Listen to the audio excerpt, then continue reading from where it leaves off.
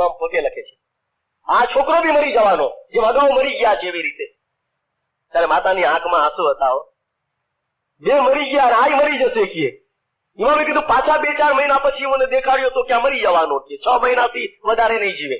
6 મહિના થયા તો કે 8 મહિનાથી વધારે નહીં જીવે. મોટા મોટા બહેતરીન ડોક્ટરો બ્રિટિશ ગવર્નમેન્ટના જે જોવા માટે આવતા હતા, તપાસ કરવા માટે આવતા હતા. જન્મ થયો તો કરાચીમાં. તાર મોકલાવ્યો તો અલીસા મા બાપે પોતાના પિતાશ્રીને કે મારે ત્યાં દીકરાનો જન્મ થયો છે. કરાચીથી મુંબઈ તાર મોકલાવ્યો. હસન અલીસા મા બાપ હયાત હતા. 1877 ની વાત અને 2 નવેમ્બર. જેવો તાર મળ્યો ને, મૌલાએ તારનો જવાબ દીધો પોતાના દીકરા અલીસાને. અલીસા મા બાપ પીર હતા એ વખતે. જવાબ દીધો કે એનું નામ સુલતાન રાખજે. જગતમાં એ સુલતાન થશે, બહુ જ નામના મેળવશે.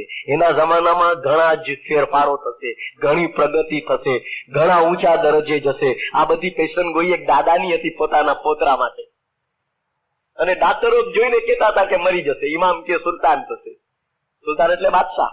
નામ બી સુલતાન રાખીએ, એ બાદશાહ થવાનો છે કે જગતમાં એ સુલતાન થશે. કોણ કે છે? હસન અલીસા મા બાપ. તમે કહેશો કોઈ જ્યોતિષી જોવા વાળા હતા, રેખા શાસ્ત્રી હતા, કોઈ યુનિવર્સિટીમાં ડિગ્રી લાવ્યા હતા? નહીં મમ્મીનો, કઈ ન લાવ્યા. ઇમામ હતો ને, ખુદાઈ નૂર નો માલિક. એને કહી દીધું કે બસ આ જગતમાં સુલતાન થશે. પણ માતા સલામત જે હતા ને, અલીસા મા બાપના મોરદાર, એના દિલમાં કઈક થતું હતું. આ પહેલે જે છોકરા મરી ગયા એ માને કઈક થઈ જશે તો એને ખબર નહોતી કે આ ઇમામ છે, આને કાંઈ નહીં થાય. ઘડીએ ઘડીએ ડાક્ટર ને બોલાવે 8-15 દિવસ કે મારા છોકરાને જો માંદો રહે છે.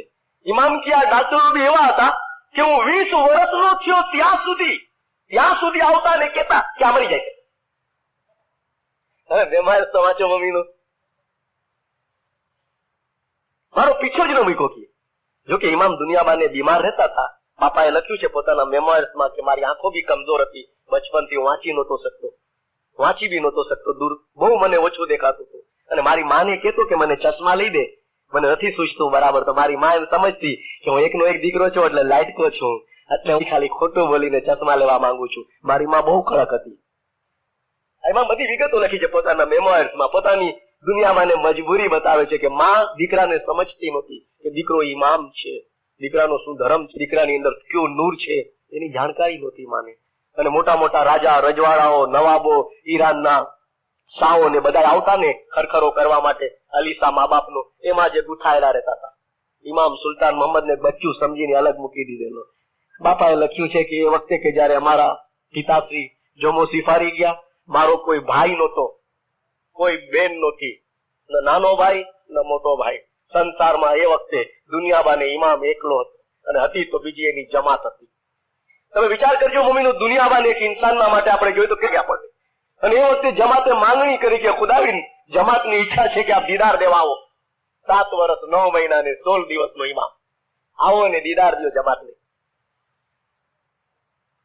બોલો ઠીક છે, દિવસ નક્કી કરો, અમે દીદાર દેવા પધારશું. 1 સપ્ટેમ્બર શનિવારનો દિવસ 1885 ની સન. અમે દીદાર દેવા માટે આવશું. આખી દુનિયામાં જ્યાં ઇસ્માઇલીઓ હતા, એ જમાનામાં પાકિસ્તાન નોખો નહોતો, પણ જેટલા બી ઇસ્માઇલીઓ ઈરાનના સીરિયા વગેરે ઠેકાણે હતા, એ બધાને ખબર પડી કે એક ઇમામની જોમો સિફારીઓ છે, અને એક નાનકડા ઇમામ સુલતાન મોહમ્મદ ઇમામ બન્યા છે. તો નવા ઇમામને જોવા, એની દસ્તબોશી કરવા, એની બૈયત કરવા અને સર મેળવવા માટે દુનિયાભરથી ઇસ્માઇલીઓ મુંબઈમાં ભેગા થયા હતા. અને બીજી તરફ દીનના દુશ્મનો જે હતા, એ લોકો બાણગા ફૂકી રહ્યા હતા બહાર, આપણા લોકોના ઈમાન ખરાબ કરી રહ્યા હતા કે હવે આ મઝહબ ખલાસ થઈ ગયો, ઇસ્માઇલી મઝહબ ખતમ. તો સુલતાન મોહમ્મદ પોતાના ફરમાનમાં લખી ગયા કે લોકો એમ કહેતા હતા કે હવે આ મઝહબ નહીં ચાલી શકે, કે હવે આ મઝહબ ખલાસ થઈ જવાનો કારણ કે એનો કોઈ ઇમામ બાકી નથી રહ્યો, ને જે એક નાનકડો છોકરો છે એ બી મરી જવાનો છે, કારણ કે ડોક્ટરોએ કીધું છે કે મરી જશે. દુશ્મનો તો રાજીના રેડ હતા કે સારું થાય ધર્મ ખતમ થઈ જાય. તો આપણને જોઈને રાજી નહોતા થતા દુશ્મનો છે, ઘણા દુશ્મનો, કોઈનું નામ શા માટે લઈ આપણે, પણ બહુ રાજી હતા એ તો કે સારું થાય ધર્મ ખતમ થઈ જાય. તો અને એક નાનકડો છોકરો એટલા બધા જમાતને શું કહી શકવાનો હતો, એ લોકોને ઈમાન તો હોય નહીં. 1 સપ્ટેમ્બરનો દિવસ નક્કી થયો ને મૌલા પધારે છે, જમાતને ખબર પડી ખચાખચ જમાત ભરાયેલી છે. ખાલી મુંબઈની નહીં, આ ઇન્ડિયાની પછી બહારના દેશોની જમાત બીજી કાર. એમાં ઘણા અધૂરા લોકો બી હતા સાહેબ, જે પાછળથી નીકળી ગયા આપણા ધર્મમાંથી. ઘણા ઇસ્લામથી બની ગયા, ઘણા સુન્ની બની ગયા, આપણો મઝહબ મૂકીને વયા ગયા ઘણા લોકો. કહેવાનો મતલબ કે કાચા ઈમાનના માણસો બી હતા એ હતા, અને એ જોવા માટે આવ્યા હતા કે એક નાનકડો છોકરો હવે શું કરે છે, જોઈ તો ખરા, કેટલી ભૂલો કરે છે, કેટલી ગલતીઓ કરે છે. પછી આપણે ખોજાઓ ને કહીશું કે બહુ બાણગામ આવે છો ને કે અમારો ઇમામ આ છે ને અમારો ઇમામ આ છે. હવે જુઓ, આ તમારો ઇમામ.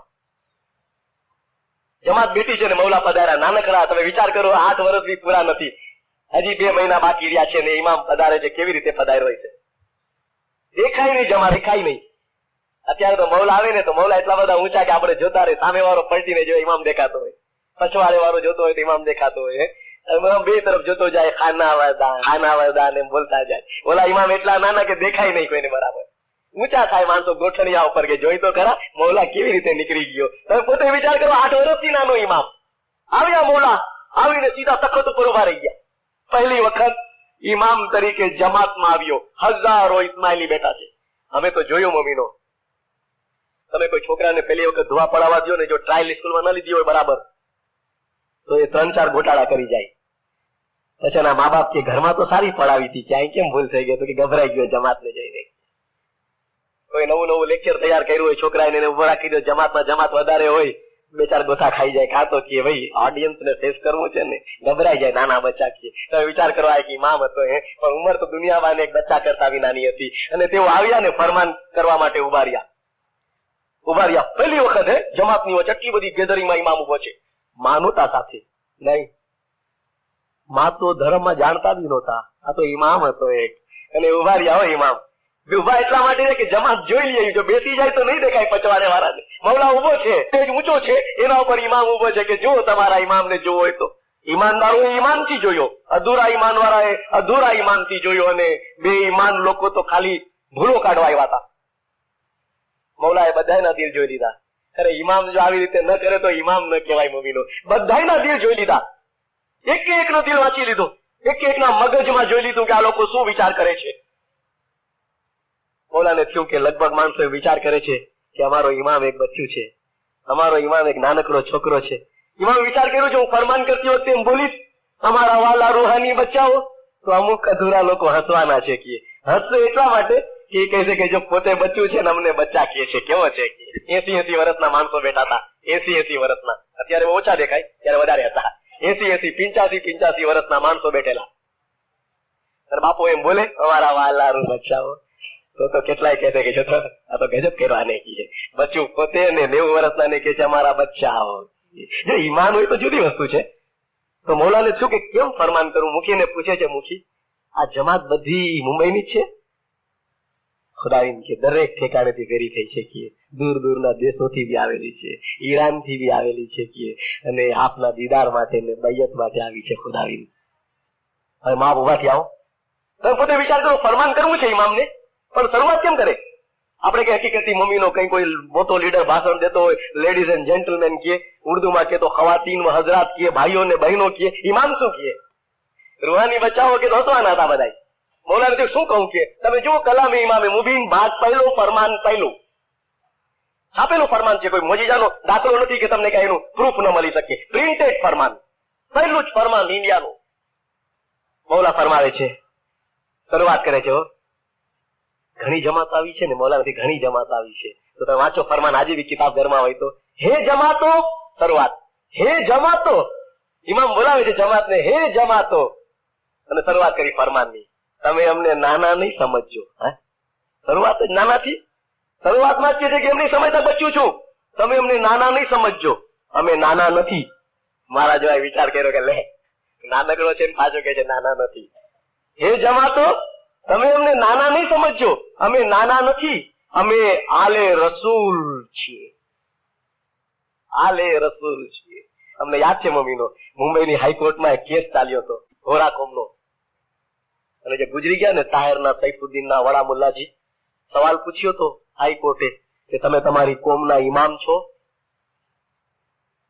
જજે સવાલ પૂછ્યો તો મુંબઈની હાઈકોર્ટના, છાપાઓમાં આવ્યું હતું કે તમે તમારી કોમના ઇમામ છો? તો તેઓએ કહ્યું કે ના સાહેબ, હું ઇમામ નથી કે, હું તો એક દાઈ છું કે. દાઈ એટલે શું? એને ખુલાસો આપ્યો, દાઈ એટલે મિશનરી. દાઈ એટલે મિશનરી કે, જમાતને બોધ આપવા વાળો કે. વડા મુલ્લાજી કે છે હો, જેની હવરા કોમ જેને માને છે ને વડા મુલ્લાજીએ 50 વર્ષની ઉંમરમાં હાઈકોર્ટની અંદર સ્ટેટમેન્ટ આપ્યું છે કે હું એક દાઈ છું, ઇમામ નથી. અને દાઈ એટલે શું? તો કે મિશનરી.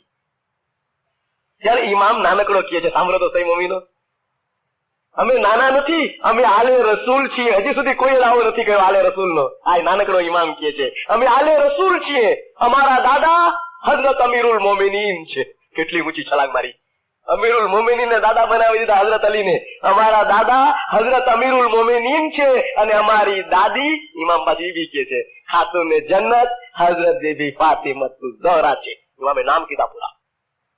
પછી ઇમામ કે છે અમે અલી અને નબી બંનેના નૂર છીએ. નબીમાં જે નૂર હતું અને અલીમાં જે નૂર હતું એ બેયનું નૂર ભેરું થઈને મારા એકલામાં આવ્યું છે. નાનો ઇમામ બોલે છે મમ્મીનો ફરમાન તમે વાંચજો, બહુ મજા આવશે. પહેલું ફરમાન, અમે અલી અને નબી બંનેના નૂર છીએ. એમાંથી ઓડી મોટી વાત કરી, નબી અને અલીની પૂરી તાકાત આમાં છે. અને આટલો નાનો ઇમામ, તો ઇમામ ખુલાસો આપે છે ઉંમરમાં જો કે નાના છીએ. હા, એટલું ધ્યાનમાં રાખો કે ઉંમર પૂછો તો કહું કે 8.5 વર્ષ. ઉંમરમાં નાનો છું. ઉંમરમાં જો કે નાના છીએ પણ બહુ જ મોટા છીએ. આમ નાનો ના મોટો, આમ નાનો છું પણ આમ બહુ મોટો છું કે. તો એ મારા જેવાને થયો છે કે માલિક તો નાનો તો ખરો ને, અરે નાના બચ્ચાનું કઈ હાલે નહીં બજારમાં. એવો કોઈ વિચાર કર્યો હોય ને તો ઇમામ કે છે મૌલા મુર્તઝા અલી બી ઉંમરમાં નાના હતા. 1400 કે 1300 વર્ષ પહેલાના ઇતિહાસની યાદી આપે છે. મૌલા મુર્તઝા અલી બી ઉંમરમાં નાના હતા પણ પોતાની જવાન વયે ખૈબરનો કિલ્લો ફતહ કર્યો હતો અને કિલ્લાના દરવાજાને ખાઈ ઉપર પકડી રાખી સગળા લશ્કરને તેના ઉપરથી પસાર કર્યો હતો અને જીબ્રા નામના કાફરને મારી નાખ્યો હતો. ફરમાન કરે છે, પહેલું જ ફરમાન. પેરેગ્રાફ પૂરો થઈ ગયો. એક જમાત વિચારમાં પડી ગઈ કે દાદા દાદી નબી અને અલીનું નૂર, આ બધી વાતો ઇમામે ત્યાં સુધી કરી દીધી કે, અને પછી દાદાની અલીની વાત કરે છે કે આ પ્રમાણે ખૈબરનો કિલ્લો. આ ભણવા ગયો છે ક્યાંક, ઇમામ કોઈ સ્કૂલમાં નહોતા ગયા, કોઈ સ્કૂલમાં ભણ્યા નથી, કોઈ કોલેજમાં ભણ્યા નથી, ક્યાંયથી બી સુલતાન મોહમ્મદે ડિગ્રી નથી લીધી. ઘરે ભણાવવા આવતા એવી સુન્ની ટાઈપના માસ્તરો ને શિયા ટાઈપના માસ્તરો આવતા.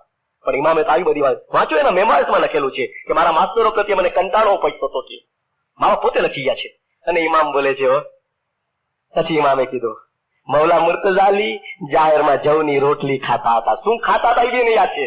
એનો દાદો હઝરત અલી 1300 કે 1350 વર્ષ પહેલા શું ખાતો હતો એ બી એને યાદ છે. જાહેરમાં જવની રોટલી ખાતા હતા પણ બહાર મોટા મોટા પહાડોને ચીરી નાખતા હતા.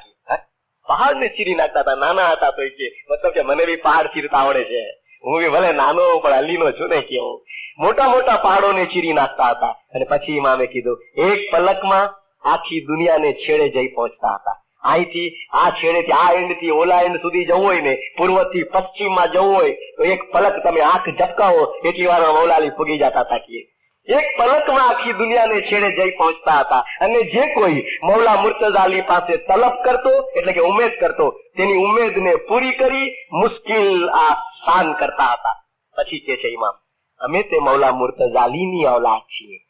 અલીના વખાણ કરીને કે હું બી છું મુશ્કિલ આસાન કરવા વાળો, એક પલકમાં આખી દુનિયાને છેડે પહોંચવા વાળો, પહાડોને ચીરી નાખવા વાળો. પોતાના વખાણ અલીના વખાણ કરીને ઇમામ કરે છે કે અમે તે મૌલા મુર્તઝા અલીની औलाद છીએ. અમારા ફરમાન તમે તમારા દિલમાં રાખજો. પછી ઇમામને થયું કે કદાચ જમાત ઇમામ ઉપર આરોપ ન લગાડે કે મૌલા નાનો છે ને અમે શું કરીએ. તો ઇમામે ફરમાવ્યું, પહેલું જ ફરમાનો, તમે એમ નહીં સમજતા કે અમારા પીર મુર્શિદ નાના છે અને અમને નસીહત નથી કરતા. એમ અમારા ઉપર આરોપ નહીં લગાડતા કીએ તમે એમ નહીં સમજતા કે અમારા પીર મુર્શિદ નાના છે અને અમને નસીહત નથી કરતા. અમે તમને જાહેર નસીહતો કરીએ છીએ, અમે તમને ખુલ્લે ખુલ્લા ફરમાન કરીએ છીએ. ખાના વદાન પહેલી વખત બોલ્યો ઇમામો, ખુલ્લે ખુલ્લા ફરમાન કરું છું. 2 કલાક ફરમાન કર્યા મમ્મીનો, 2 કલાક. તમને તાજ્જુબ થશે. રસૂલના બારામાં બોલ્યા, કુરાનના રેફરન્સ આપ્યા, હદીસના રેફરન્સ આપ્યા, ઇસ્નાસીઓના રેફરન્સ આપ્યા, સુન્નીઓના રેફરન્સ આપ્યા, દુનિયાના ઇસ્લામી જગતના રેફરન્સ આપ્યા, ઇસ્માઇલી ધર્મની ખૂબીઓ સમજાવી. 2 કલાક સુધી ફરમાન ચાલુ છે. એક અધૂરા માણસે મને કીધું, મિશનરી સાહેબ કે હું સમજી ગયો તમે જે કહો છે. મેં શું સમજા?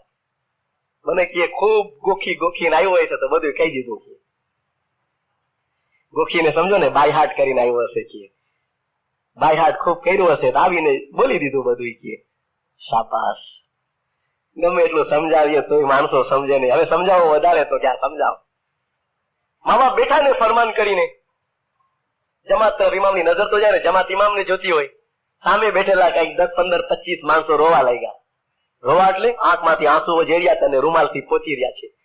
તમે કીધું મિત્ર તમે જોવા ગયા હતા નહીં? ફરમાનમાં લખેલું છે કે ત્યારે ઘણા માણસો રડી રહ્યા હતા. તો વાંચો, ચોપડી લઈ દો તો બધી ખબર પડી જવાની. ફરમાનની કિતાબમાં આંખમાંથી આંસુ જાય, ઇમામની નજર ગઈ. આ લોકો રોવે છે શા માટે? મુખીને કીધું પૂછો તો શા માટે રોવે છે? નવી વાત, ઇમામ પધારો ને જમાત રોવે છે. કાં ખુશીના આંસુ હોવા જોઈએ અને કાં પછી કઈ કારણ હોવું જોઈએ. ત્યારે પૂછવામાં આવ્યું કે તમે રડો છો શા માટે? મૌલાએ પૂછાવ્યું મુખી મારફત કે પૂછો એ શા માટે રોવે છે. આ જોઈ ફરમાનની ચોપડીમાં લખેલું છે, જમાતના અમુક સભ્યો રડી રહ્યા હતા. તેને જોઈ મૌલાના હાજર ઇમામે સવાલ પૂછ્યો, તમે રડો છો શા માટે?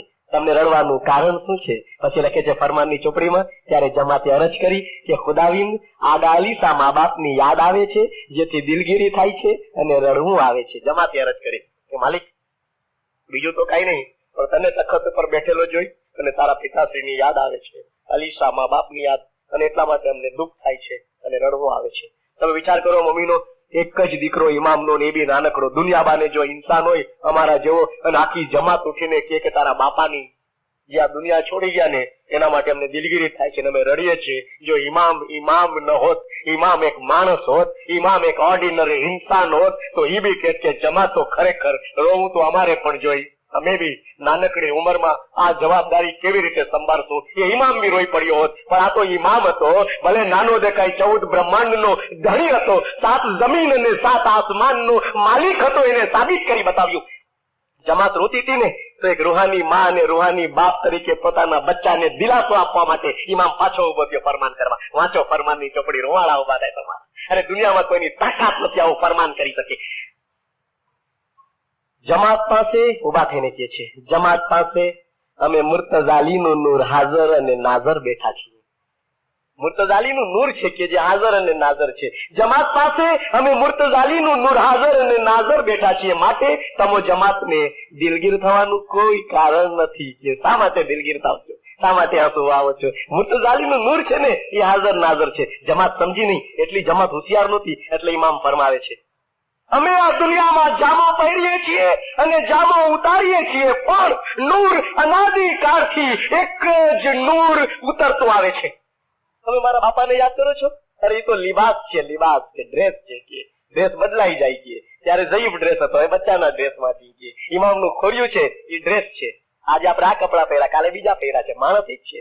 ઇમામે કીધું ભલે અમે તમને સુલતાનના રૂપમાં દેખાય કે અલીશાનના રૂપમાં દેખાય, નૂર એક જ છે. અને મૌલા અલીનું નૂર છે. કે ઇમામ એટલી નાની ઉંમરમાં જમાતને સમજાવે છે. તમે વિચાર તો કરો, ઇમામે કીધું અમે આ દુનિયામાં જામો પહેરીએ છીએ, જામો એટલે લિબાસ, અને જામો ઉતારીએ છીએ, પણ નૂર અનાદિકાળથી, અનાદિકાળ દુનિયાની શરૂઆત પહેલાથી, અનાદિકાળથી એક જ નૂર ઉતરતું આવે છે. પછી ઇમામે જમાતને વધારે સમજાવ્યું, અમારા દાદા તથા તેમના વડવાઓ અને તેમના વડવાઓમાં એક જ અલીનું નૂર હતું. અમારામાં તે નૂર ઉતરી આવેલું છે. અમે તેમના ગાદી વારસ છીએ. જમાત એટલું ખુલ્લું સમજાવે છે. પછી ઇમામે ફરમાવ્યું, જે લોકો એમ સમજતા હતા કે આ દિન ખતમ થઈ જશે, એને ઇમામે લલકાર્યા. નાનકડા ઇમામે એવા લોકોને લલકાર્યા. મૌલા મુર્તઝાલીની ગાદી કાયમ છે અને કયામત સુધી કાયમ રહેશે. એ લોકોને તમાચો મારીને ઇમામે કહી દીધું. નાનકડા ઇમામે કે જે વિચાર કરતા હોય કે આ ધર્મ ખરાબ થઈ ગયો, એને કીધું કે નહીં, મૌલા મુર્તઝાલીની જે ગાદી 1400 વર્ષથી જાહેરમાં ચાલુ છે, કયામત સુધી કાયમ રહેવાની છે. માટે તમે જમાતને દિલગીર થવાનું કોઈ કારણ નથી. ફરી ઇમામ જમાતે તસલ્લી આપે છે. પછી કે છે કે હજી જમાત સમજી નહીં હોય તો માફ કે છે, આગા અલીસામાં અને અમારામાં કઈ ફરક નથી. અરે એટલું ખુલ્લું બોલ્યો ઇમામ પછી જમાતને ક્લિયર કરવા માટે. આગા અલીસામાં અને અમારામાં કઈ ફરક નથી, ફક્ત નામો જુદા જુદા છે. કે નામ જ અલગ છે.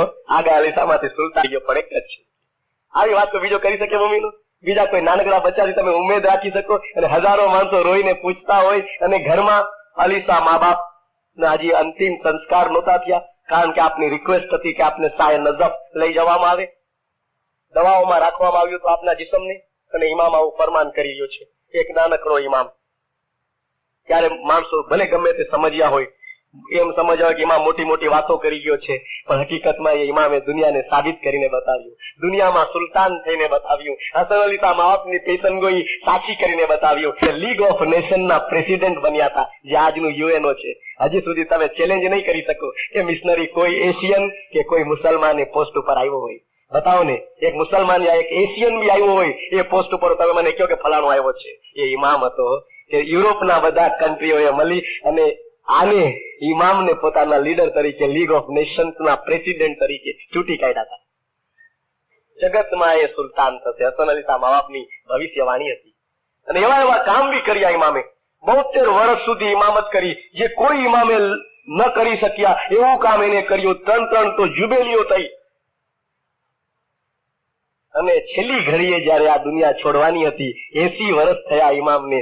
80માં જન્મદિન પ્રસંગે જમાતો જોગ જે તાલીકો મોકલ્યો હતો, એમાં ઇમામે એક સેન્ટેન્સ લખ્યો હતો કે અમારા વાલા રૂહાની બચાવો, તમારી પાછળ અમે અમારું લાંબુ અને આખું જીવન ખર્ચ કરી નાખ્યું. ત્યારે યાદી આપી 80માં જન્મ દિવસે. ત્યારે ઇમામને ખબર પડી કે હવે તેઓ મહેમાન છે દુનિયામાં, બસ થોડા જ સમયના. તો જમાતને છેલ્લો તાલીકો મોકલાવ્યો હતો. તમે વાંચો, એ તાલીકો હજી પ્રિઝર્વ કરીને રાખવામાં આવ્યો છે કે આખું જીવન અને લાંબુ જીવન, એટલા માટે કે 80 વર્ષની જિંદગી હતી, 72 વર્ષની ઇમામત હતી, તમારા પાછળ અમે ખર્ચ કરી નાખ્યું છીએ. ખરેખર એ તો મુમીનો બધાને ખબર છે, બધા જાણે છે. ઇમામ મને લોકો કહેતા હતા, જે ઝઈફ અને બુઢા લોકો છે એને કીધેલું કે મિશનરી એ ઇમામે જે લાડ લડાવ્યા છે ને, હજી સુધી અમારા મગજમાંથી એ વાત નથી નીકળતી. મેં કીધું કેમ નથી નીકળતી? તો કે બિચારા એ ઇમામ કે ભલે બુઢા બી થઈ ગયા હતા ને, કે એક મહેમાનીમાં ખુરશી લઈને આવતા, બેસતા, કેટલી વાર વાતો કરતા, પૂછતા. 15 દી બેઠો એક ગામમાં આવીને. મજેવડી તો કે 15 દી, સિદ્ધપુર તો કે 15 દી, લીમડી તો કે 15 દી. કામ ધંધો કઈ નહીં હોય નહીં, પણ જમાત બી ઈમાનદાર હતી. એમાં હા બાપો કે જાઓ તો બી જાય નહીં. 15 દી આવીને બેસો કેજો તમારી પાસે, આપડે તો આવીએ નહીં બરાબર. કે એક દી જોવો કે 2 દી જોવો, ઈ છે ને કે બાપાને કામ ધંધો અમારું જોબ ખરાબ થઈ જશે કે હાલો જે આવી કે બાપાને થયું કે ક્યાં વધારે અહીં બેસી અને નામ ખરાબ કરવું કે 1-1.5 કલાક બેસો તો ઠીક કે. પણ એવી બિચારો 1-1.5 કલાક બેસો તો એમાં બી બોમ્બ ફૂટી જાય. શું કરે?